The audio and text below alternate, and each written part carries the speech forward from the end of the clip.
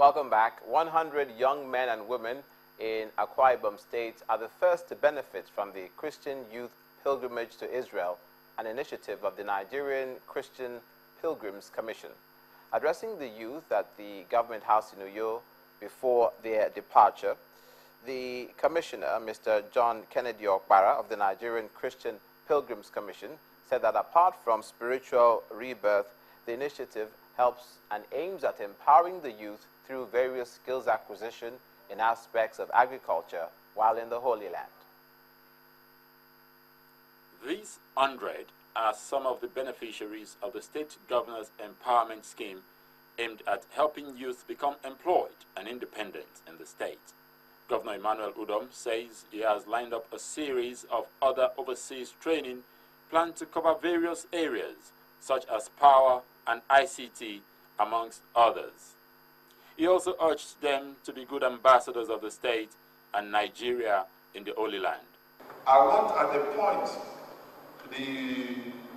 the manpower planning people will be selecting youths for award at the end of the year or the season or whatever we want to do it. Let somebody in this first batch be included as being an outstanding award winner on innovation.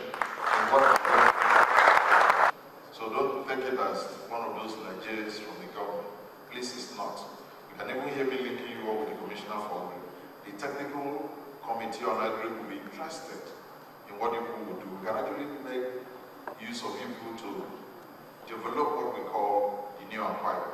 Believe in yourself, believe in what you're going for, believe in what you can do. And if you go there, you pick other skills that you want us to enhance from them, please feel free. For the Christian Pilgrims Emsman, the development targets supporting youth to acquire useful skills while also undergoing spiritual rebirth in the Holy Land. We are witnesses to this foundation laid for today's leaders by His Excellency the Deputy Governor. Thank you for taking the lead and setting the example. You are aware that the youth pilgrimage was put up for great minds like you who are willing to take up leadership challenges in all spheres of life for good of our dear country, Nigeria. Leadership, I always say, is about influence. It's about exposure. It's about knowing the right thing to do and doing it because it is right.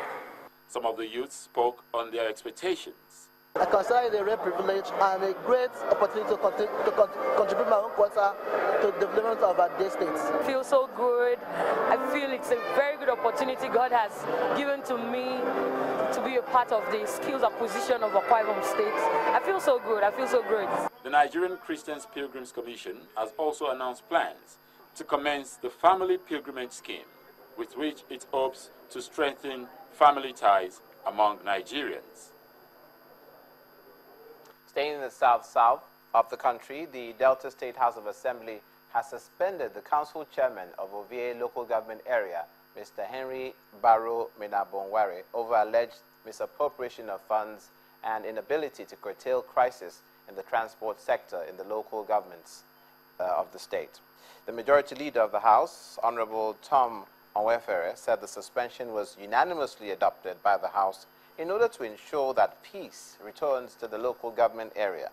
Confirming the suspension, the Chief Press Secretary to the Governor, Mr. Charles Anyagu, said the decision was necessary to restore peace to the area in line with the state government's determination to ensure peace and security across the state.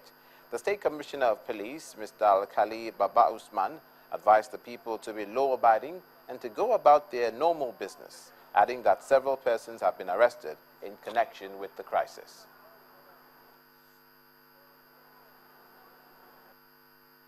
Uvwei motor park had its own problem between the two rival groups, that is, who is to manage the motor park. That was not our business, but we had a complaint from Agofuri Motors that their management and staff were molested, beaten, and sent out of road by talks from the National Union of Road Transport Workers. And they had a complaint in which they indicted the chairman and the chairman of the union, I think one Napoleon. So in an effort to get things done or look into complaint, we raided the motor park and we arrested about 43 persons with a view to screening those who are actually involved and releasing those who are not involved, which we did. And we kept 15 out of that, which we subjected to further investigation, out of which we have already released again another 7 on bail. We hope to go with the remaining 1 to court for assault and disturbance of public peace regarding the attack on Agofori Motors. Suspension was done by the State Assembly. And the State Assembly law, the local government law, empowers the State Assembly in Section 11, subsection 1 and 2, as well as Section 31, Section 1, subsection 1, 2, 3, to take decisions when individuals, particularly local government chairmen or their vice, decide to begin to go against the provisions of the law. And in this case, members of the Assembly believe that Henry Barrow, the chairman of the council, has allegedly tampered with the funds of the council. And so relying on that Section 11 and 31 of the local government law of 2013 of Delta State, they went ahead to suspend him. Mind you, they have not removed him. Now there's another side to that story.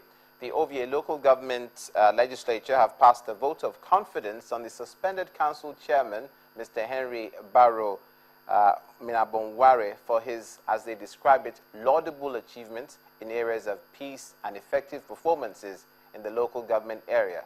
Speaking to News Across Nigeria earlier via telephone, the leader of the 13-member legislative arm, Honorable Raymond Uvwei, said that he faulted the decision of the state legislators.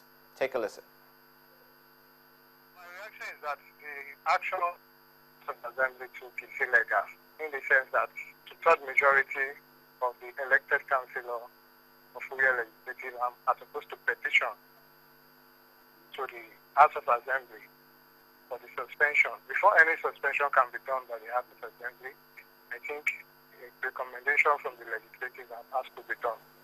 But nothing like that was done. We don't have any issue with the chairman of Uvwei Local Government Council.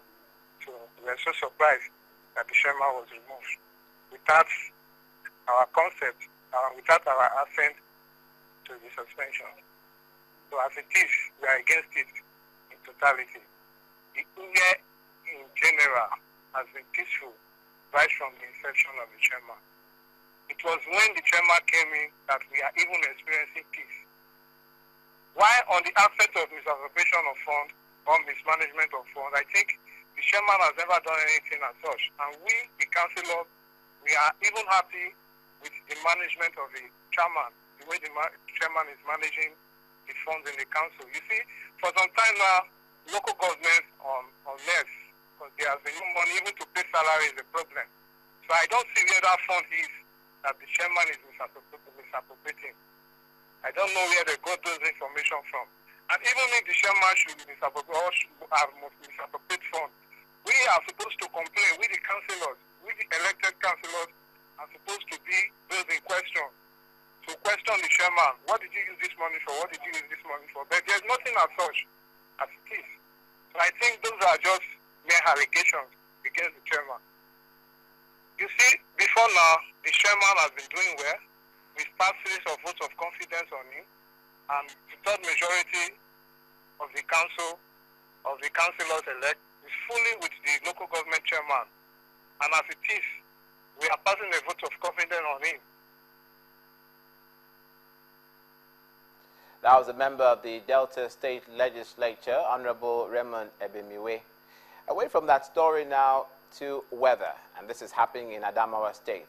The alert on the impending flood in parts of the country is not meant to cause panic among the populace, but to ensure that the necessary actions are taken to prevent any disaster.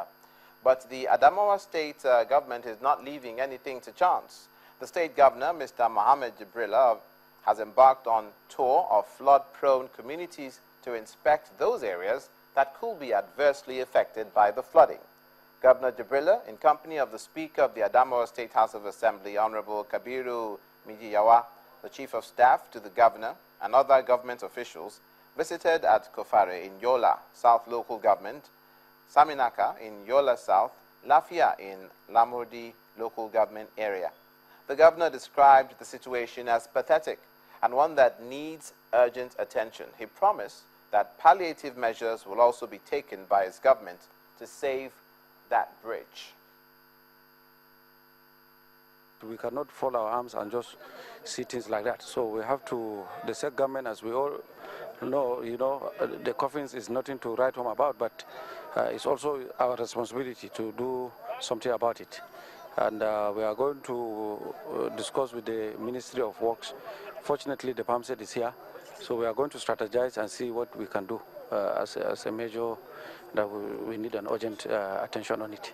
I cannot say, even from the constituency project, this is a very big project. I think they have to be united and put a lot of money in the budget so that, the Federal Ministry of Works will come and do this. But I want to assure you, or I want to assure the Adamawa citizens that I'm just waiting for the president to appoint ministers. Governor of Adamawa State, Mohammed Jibrilla. On that note, that's it for this edition of News Across Nigeria, where we bring you information from across the 36 states of the Federation. Many thanks for watching. I'm Olumide Macaulay. See you again.